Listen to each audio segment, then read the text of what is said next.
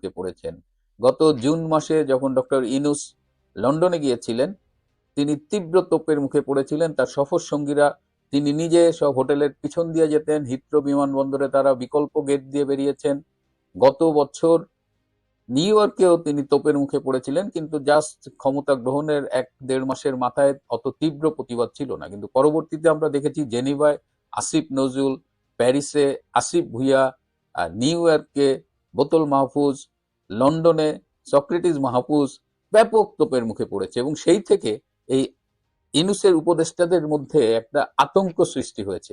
যারা আর সহজে কেউ বিদেশে যেতে চায় না, গেলেও তাদের একটা ত্রাহি ত্রাহি অবস্থা। তো এখন এই জাতিসংঘ অধিবেশনে ডক্টর ইউনূস আসবে, এটা এটা পুরনো ইনফরমেশন।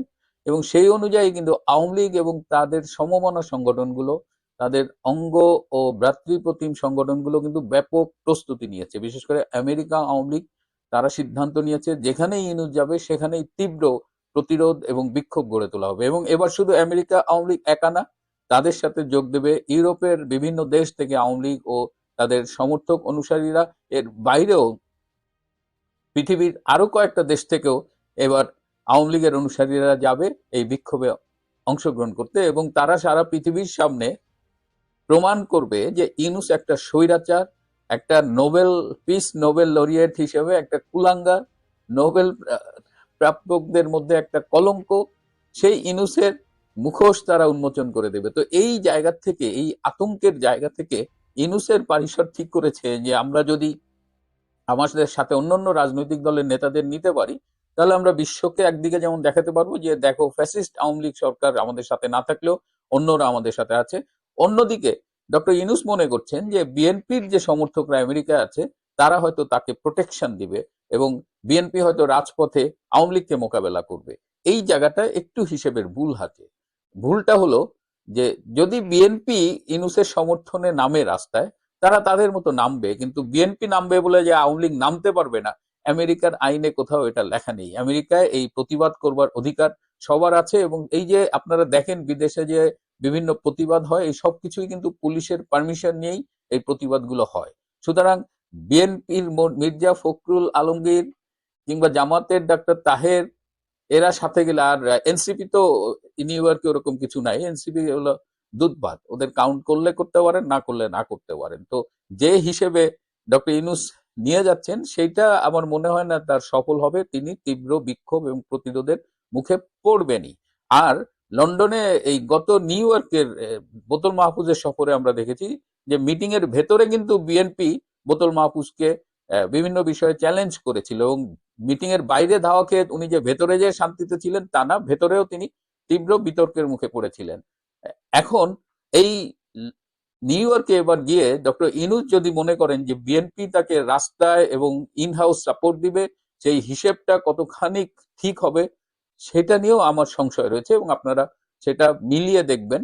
কিন্তু সর্বশেষ আমি যে খবরটা পেলাম, যে এই যে মির্জা ফখরুল আলমগীর এবং হুমায়ুন কবির ডক্টর ইউনূসের সফর সঙ্গী হিসেবে নিউ ইয়র্কে যাচ্ছেন, এই নিয়ে বিএনপির মধ্যে তীব্র ক্ষোভের সূচনা হয়েছে। বিএনপির একটি অংশ, একদম স্থায়ী কমিটির সদস্য থেকে শুরু করে কেন্দ্রীয় নেতৃবৃন্দের একটি অংশ মনে করছেন যে এই মুহূর্তে যখন ইউনূস তীব্রভাবে বিতর্কিত এবং তার পতনের সময় ঘনিয়ে এসেছে, ঠিক সেই সময় তার সফর সঙ্গী হিসেবে বিএনপির দুই গুরুত্বপূর্ণ নেতার নিউ ইয়র্কে যাওয়ার এই সিদ্ধান্তটা আদৌ খুব ভালো সিদ্ধান্ত হয়নি। তাছাড়া ডক্টর ইউনূস বিভিন্ন সময়ে যখন বিপদে পড়েন তখন বিএনপির কাছে সাহায্যের জন্য হাত বাড়ান, এবং বিএনপি তাকে সব সময় সাহায্য করেছে, কিন্তু যখনই তার বিপদ কেটে যায় তখনই তিনি বিএনপিকে ছুড়ে ফেলে দেন।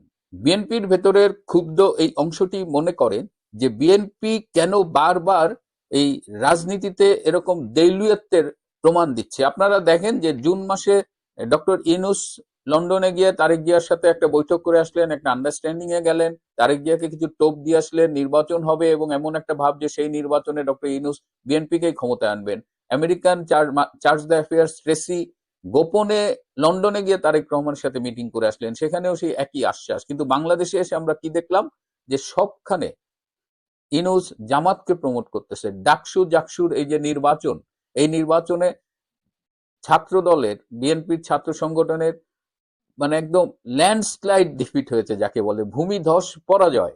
বিজয় তো না, এটা পরাজয় আমরা বলবো। এই পরাজয়টা হয়েছে, এর সাথে যে মেকানিজম ছিল সেই মেকানিজমে ডক্টর ইউনূস জড়িত। এবং আমাদের কাছে খবর আছে যে আগামীতে জামাতকে ক্ষমতায় আনার জন্য ডক্টর ইউনূস সর্বোচ্চ চেষ্টা করছেন, এবং তার সাথে আমেরিকান একটা লবিও একটা অংশ জড়িত এবং তাকে সমর্থন দিচ্ছে। সো এই অবস্থায় প্রথমত ডক্টর ইউনূস এখনো ফেব্রুয়ারিতে যাতে নির্বাচন না হয় সেই চেষ্টাটি করে যাচ্ছেন, এবং তার ফলশ্রুতিতে আমরা দেখলাম যে জামাত সহ কয়েকটি ইসলামী দল আন্দোলনের হুমকি দিয়েছে, এবং তারা অচিরেই এই মাসেই আন্দোলনে নামছে রাজপথে। কিসের আন্দোলন? যেখানে ঐকমত্য কমিশনের বৈঠক হচ্ছে, যেখানে ডক্টর ইউনূস তাদেরই লোক, ফোনে আলাপ হচ্ছে, কথা হচ্ছে, মিটিং হচ্ছে, সেখানে আবার আন্দোলন করছে কার জন্য, কি দাবিতে, কার কাছে? এই দাবিগুলো তো সরাসরি টেবিলে বসে আলোচনা করে আহ, ঠিক করা যায় যে কতটুকু সম্ভব, কতটুকু সম্ভব না। কিন্তু এগুলো ইচ্ছে করে ইউনূস করাচ্ছে যাতে জামাত এবং ইসলামী দলগুলো একটা অস্থির পরিস্থিতি সৃষ্টি করে, যাতে তিনি বলতে পারেন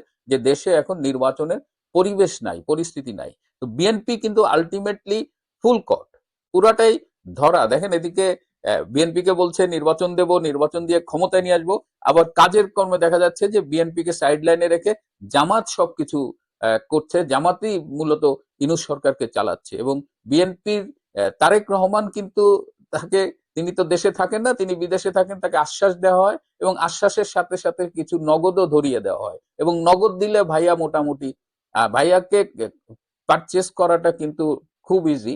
it just depends on the amount. তো বিএনপি এখন আসলে কি করতে চাচ্ছে, বিএনপির রাজনীতিটা কোন পথে? বিএনপি কি এই পিআর পদ্ধতির দাবি তুলে যে জামাত টামাত যে একটা ধোঁয়াশা পরিস্থিতি সৃষ্টি করছে, সেই পরিস্থিতির শিকার হতে যাচ্ছে? এদিকে যখন আমি এই এপিসোডটি রেকর্ড করছি তখন খুব ইন্টারেস্টিং একটা ইনফরমেশন পেলাম। এই যে ডক্টর ইউনূসের সফর সঙ্গী যে হচ্ছেন বিএনপির দুজন, মির্জা ফখরুল এবং হুমায়ুন কবির, তার মধ্যে হুমায়ুন কবির নিজেও তীব্র ক্ষুব্ধ হয়েছেন এই সফর সঙ্গী হিসেবে ইনক্লুডেড হয়। তিনি, আমরা জানি যে সিলেটে যেখানে বিএনপি নেতা ইলিয়াস ভাই এমপি ছিলেন, সেই আসনে নির্বাচন করার কথা ভাবছেন, এবং তিনি এই সময়ে এই বিতর্কিত হতে চাননি। তিনি তিনি বলেছেন যে এই বুড়ার সাথে নিউ ইয়র্ক যে কি হবে। হ্যাঁ, তার মানে শুধু আমি যে এতক্ষণ বললাম যে বিএনপির ভেতরের লোকজন ক্ষুব্ধ তা না, যে সফর সঙ্গী দুইজন নিচ্ছেন তার মধ্যে এই হুমায়ুন কবির নিজেও ক্ষুব্ধ। এবং আমি আগেও বলেছি, একটু আগেই তো বললাম যে একমাত্র Mirza Fakhrul will be happy to go, because সে বিএনপির মহাসচিব হলেও এখন কিন্তু একটা খুব ক্লিয়ার হয়ে গেছে সে আপাদমস্তক একজন রাজাকার, রাজাকারের পুত্র হিসেবে সে এই যুগে নিজেকে রাজাকার হিসেবে বারবার প্রমাণ করছে। এখন দেখা যাক যে মির্জা ফখরুল ইসলাম এই বাস্তবতায় এই ক্ষোভকে উপেক্ষা করেও ডক্টর ইউনূসকে সুরক্ষা দিতে নিউ ইয়র্কে যান কিনা। যদি যান, বিএনপির এটা হবে আরো একটা ব্লান্ডার। প্রিয় বন্ধুরা, আজ এ পর্যন্তই। ভালো থাকবেন, সুস্থ থাকবেন। আশা করি বিষয়টি বুঝতে পেরেছেন। এ নিয়ে আপনার গুরুত্বপূর্ণ মন্তব্যটি অবশ্যই কমেন্ট বক্সে জানিয়ে দিবেন। ধন্যবাদ।